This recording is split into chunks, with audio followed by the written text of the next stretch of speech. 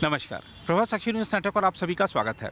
लोकसभा चुनाव के लिए पहले चरण का नामांकन कार्य आज से शुरू हो चुका है और इसी के साथ ही तमाम राजनीतिक दल अपने अपने उम्मीदवारों की सूची को अंतिम रूप देने में भी लगे हुए हैं। कांग्रेस ने 2 सूचियां अब तक जारी की हैं, तीसरी सूची पर मंथन हो रहा है, लेकिन पार्टी के सामने सबसे बड़ा संकट यह है कि चुनाव लड़ने के लिए नेता इनकार कर दे रहे हैं। कोई पार्टी का साथ छोड़ जा रहा है इस कठिन समय में, कोई चुनाव लड़ने से मना कर दे रहा है। कांग्रेस ने रणनीति बनाई थी कि तमाम जो वरिष्ठ नेता हैं उनको कहा गया कि आप लोकसभा चुनाव लड़िए। अशोक गहलोत को कहा गया, सचिन पायलट को कहा गया, मल्लिकार्जुन खड़गे को कहा गया, तमाम बड़े नेताओं को कहा गया, लेकिन सबने अपने पाँव पीछे खींच लिए और कह दिया कि आप युवाओं को आगे बढ़ाइए।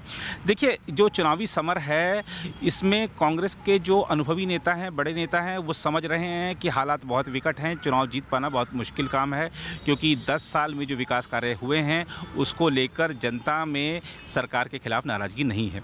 अब नाराज़गी नहीं है तो चुनाव जीत पाना बहुत मुश्किल काम है। अब देखिए कि जो कांग्रेस के बड़े नेताओं की ओर से पांव पीछे खींचने का जो अभियान है वो किसने आगे बढ़ाया? वो सोनिया गांधी ने आगे बढ़ाया। उन्होंने रायबरेली से चुनाव लड़ने से मना कर दिया, पत्र लिख दिया रायबरेली की जनता को कि आपका हमारे साथ इतना जुड़ाव रहा, ये जुड़ाव बनाए रखिए। और मल्लिकार्जुन खड़गे, उनको कहा गया कि आप चुनाव लड़िए कर्नाटक में, लेकिन उन्होंने कह दिया कि मैं अब 83 साल उम्र हो गई है, मैं चुनाव मेरे को लड़ना नहीं, लड़वाना है, पार्टी के जो उम्मीदवार हैं उनके लिए प्रचार करना है देश भर में, तो उन्होंने पाँव पीछे खींच लिए। अशोक गहलोत को कहा गया, उन्होंने कहा कि युवाओं को आगे बढ़ाइए। सचिन पायलट को कहा गया, सचिन पायलट ने कहा कि अगर मैं चुनाव लड़ूंगा तो अपने क्षेत्र पे ज़्यादा ध्यान दूंगा, मैं जो मेरे लिए रैलियां पूरे देश भर में लगाई गई हैं उसमें कटौती कीजिए। पार्टी ने कहा कि आप चुनाव मत लड़िए, आप रैलियां करिए, आपकी वहाँ ज़रूरत है। ऐसे ही कमलनाथ को कहा गया कि आप चुनाव लड़िए। उन्होंने कहा कि मैं यहीं ठीक हूँ, मैं जो छिंदवाड़ा से मेरे बेटे नकुलनाथ है वही चुनाव लड़ेंगे, युवाओं को आगे बढ़ाइए। अच्छा, युवाओं में भी आप देखिए कि अपने बेटे बेटी ही इन लोगों को नज़र आते हैं। इसी तरह से दिग्विजय सिंह को भी कहा गया चुनाव लड़िए, उन्होंने कहा कि युवाओं को आगे बढ़ाइए। ऐसे ही जो तमाम वरिष्ठ नेता हैं कांग्रेस के, जो अनुभवी नेता, बड़े नेता, जो उन्होंने कई दशकों तक संसदीय कार्य का अनुभव हासिल किया है, वो चुनाव लड़ने से मना कर रहे हैं। वो कहते हैं युवाओं को आगे बढ़ाओ। युवाओं को टिकट दे रहे हैं तो युवा टिकट वापस कर दे रहे हैं। ताज़ा मिसाल है रोहन गुप्ता की, जो कि कांग्रेस के राष्ट्रीय प्रवक्ता। आपने देखा होगा कि टीवी चैनलों पर जब वो डिबेट में बैठते हैं तो किस तरह से जो विपक्षी प्रवक्ता होते हैं, जो दूसरे दलों के प्रवक्ता होते हैं, उनको कैसे उनके साथ प्रतिवाद करते हैं, कैसे आंकड़ों के जरिए प्रखरता के साथ अपनी बात रखते हैं। लेकिन जब उनको अहमदाबाद ईस्ट से चुनाव के लिए जब कांग्रेस की दूसरी सूची आई, उसमें उनका नाम घोषित हो गया, उन्होंने कोई प्रतिक्रिया नहीं दी।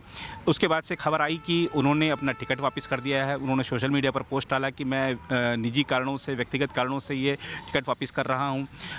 जो कांग्रेस के नेता हैं, कैमरे पर तो नहीं बोल रहे कोई, लेकिन उनका कैसा कहना है कि शायद वो किसी दबाव में हैं। बताया जा रहा है कि उनके पिता ने उनके ऊपर दबाव डाला कि ये आप टिकट वापस करिए, आप चुनाव मत लड़िए। बताया जा रहा है कि उनके कुछ कारोबारी हित हैं गुजरात में जो कि प्रभावित हो सकते हैं, ऐसा इस तरीके की रिपोर्टें हैं। हालांकि सच्चाई क्या है ये रोहन गुप्ता भली बात जानते होंगे। आइए आपको दिखाते हैं कि रोहन गुप्ता ने जब अपना टिकट वापस किया तो उन्होंने क्या कहा है। और ये एक बड़ा संकट है कांग्रेस के सामने कि शीर्ष से लेकर नीचे तक नेता चुनाव लड़ने से इनकार कर रहे हैं। अगर टिकट मिल जा रहा है तो वो वापस कर दे रहे हैं। तो ऐसे कार्यकर्ताओं में जोश कैसे आ गया? आपने भारत जोड़ो न्याय यात्रा तो निकाल ली, लेकिन आप अपनी पार्टी को नहीं एकजुट कर पाए हैं। ये बड़ा संकट का दौर है जिससे कांग्रेस गुजर रही है। आइए देखते हैं रोहन गुप्ता ने अपनी सफाई में, अपने स्पष्टीकरण में क्या कहा है। कल मेरे पिताजी ने जब इस्तीफा दिया, मैं एक प्रोग्राम में था, और मैं उसके पहले ये बता दूं, जैसे मैंने गुजराती में कहा कि पहले ये जो टिकट का मैंने स्वीकार जो है, जब पार्टी का आदेश हुआ तब क्यों किया। मैं हमेशा से अलग अलग कैपेसिटी में पूरे देश में मैंने काम किया। 1 मिनट। जब भी पार्टी ने जो भी जिम्मेदारी थी लास्ट 15 साल में उसका वहन किया, पर अब लग रहा था कि जब तक इलेक्टोरल पॉलिटिक्स नहीं करेंगे, आगे जो मुझे विजन मेरा दिख रहा था, मुझे लग रहा था कि अहमदाबाद में बहुत अच्छी तरीके से लड़ेंगे। पूरे मेरे जो एक्सपीरियंसेस हैं अभी तक के 15 साल की, उसको करेंगे, अच्छा चुनाव लड़ेंगे, कार्यकर्ताओं में जोश भरेंगे, एक मैसेज जाएगा, आने वाले कॉर्पोरेशन चुनाव होंगे, विधानसभा चुनाव होंगे, पार्टी का वर्कर जगेगा। और आगे हमारी राजनीति अहमदाबाद से जुड़ी हुई है, सारे पद पे काम कर लिया राष्ट्रीय स्तर पे। आगे हर आदमी पॉलिटिक्स में यही चाहता है कि भाई चुनाव लड़ेंगे, आगे बढ़ेंगे। तो वही उद्देश्य से मैंने, पार्टी ने जब आदेश किया, सहर्ष का स्वीकार किया, उसका प्लानिंग कर दिया। जिस दिन से मेरी टिकट का अनाउंस हुआ उससे पहले मेरे भाई है मेरे साथ में, हर्ष कश्यप भाई, हम लोगों ने उसकी पहले तैयारी चालू कर दी, कैसे बूथ मैनेजमेंट का प्लानिंग करना, डोर टू डोर कैंपेन का। साथ ही मेरे यहाँ पे दिवेश भाई हैं, रजनी भाई हैं, सारी टीम करके आपको मतलब हम मेरे लिए ये डिसीजन कितना डिफिकल्ट है मैं जानता हूँ। पूरे दिल से तय किया था कि इस चुनाव को लड़ना है और एक मुझे मालूम है ये इजी सीट नहीं है, मैं ओवर कॉन्फिडेंट नहीं था। मैं ये समझ के इस चुनाव में आया था कि एक डिफिकल्ट सीट है, लड़ना है, अच्छी तरह से दिखाना है और अगर जिस प्रकार से कैंपेन चलता जीतने के भी अच्छे चांसेस बनते। मेरे लिए बहुत डिफिकल्ट डिसीजन था। मेरे पिता करीब 3 दिन से हॉस्पिटलाइज थे, कहीं ना कहीं वो कन्विंस नहीं हो रहे थे। 15 साल पहले उनका बाईपास हुआ था। मैं कन्विंस करने का मैंने बहुत प्रयास किया, हमारे सारे साथियों ने प्रयास किया, सब लोग विफल हुए। कल जब मैं एक मीटिंग में था, एकदम से मुझे शैलेश भाई का ही फोन आया कि भाई ये रेजिग्नेशन का, मेरे लिए बहुत सरप्राइजिंग था। मैं और हिम्मत भी वहाँ से निकले। उनके बाद उनके साथ फ़ोन में बात की, मैंने बोला कि नहीं ये डिसीजन मेरा है पापा, ये मत करिए। मेरे साथ थोड़ा सा उनका झगड़ा हुआ और वो अनकॉन्शियस हो गए। मुझे मैसेज आया, मैं इमीडिएटली हॉस्पिटल भागा, आईसीयू में लेके हम लोग यहाँ पे आए, जाइडस में आए। तब भी इमरजेंसी रूम में वो कॉन्शियस अनकॉन्शियस हो रहे थे। उनकी एक ही कंडीशन थी, नहीं तुझे राइटिंग में आपको देना पड़ेगा, उसके बाद मैं आपसे बात करूँगा। तो मेरे लिए मेरी राजनीतिक करियर, मुझे मालूम है कि टिकट को मैं अनादर की बात नहीं करूंगा। मैं मेरी परिस्थिति के कारण जब मैं नहीं लड़ने का फैसला किया, उसका असर मेरी राजनीतिक कैरियर पर मुझे मालूम है। पर जब पिता के सामने आप देखते हो, उनको देखते हो कि वो अनकॉन्शियस, मुझे नहीं लगता है कि कोई भी प्रकार की लालच आपके पिता से ज्यादा हो सकती है। मेरा प्योरली व्यक्तिगत निर्णय है और मैंने इसीलिए मेरे उसमें भी कहा कि जो भी व्यक्ति को पार्टी टिकट देगी उसको तन मन धन से मैं पूरी तरह से उनका समर्थन करूंगा। तो ये प्योरली, इसमें कोई राजनीति को ना जोड़ा जाए, मेरा व्यक्तिगत डिसीजन है, परिवार को बचाने का डिसीजन है। अभी भी पिताजी हमारे आईसीयू में है, अभी उनका 25% ही पंपिंग, 25% हार्ट पंपिंग का है। 4 बजे करीब उनकी एंजियोग्राफी होगी। तो मेरी आप सबसे विनती है, कई नेता हमारे जो हैं, कौन से दिल्ली के उनके नेता के संचार पे काम कर रहे हैं मुझे नहीं मालूम है, जिन्होंने पार्टी के साथ गद्दारी की, आज वो मुझे नियम पढ़ा रहे हैं। मैं कभी भी आज तक नेगेटिव नहीं बोला किसी के लिए।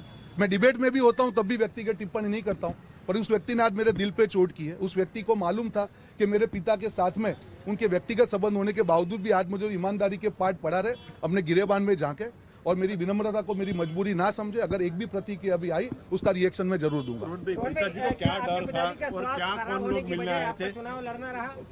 पिताजी को कोई डर नहीं था। उनकी एक एज थी, उनके एक्सपीरियंसेस थे पास्ट में, जो भी हो उनके राजनीतिक एक्सपीरियंस हो सकते हैं। उनको ये था, वो मुझे एक ही चीज बोलते थे कि रोहन, मैं मेरे साथ जो हुआ तेरे साथ हुआ नहीं देख सकता हूँ। मैंने उनको 50 बार कहा कि परिस्थिति बदलती है पूरी तरह से। सब लोग, हर आदमी, वो शैलेश भाई हो, हिम्मत भाई हो, शक्ति भाई हो, बिमल भाई हो, सब लोगों ने पूरा प्रयास किया।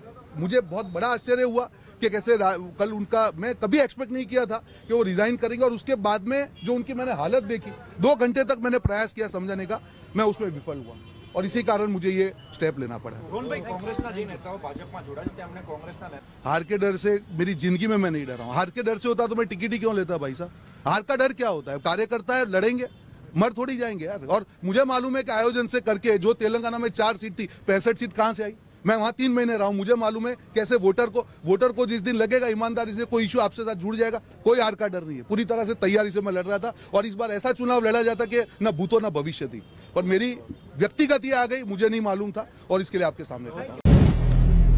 अगर आप भी लेना चाहते हैं देश दुनिया की तमाम जानकारी तो आज ही सब्सक्राइब करें हमारे चैनल को। साथ ही नीचे दिए बेल आइकन को जरूर दबाएं ताकि हर अपडेट आप तक पहुंच सके।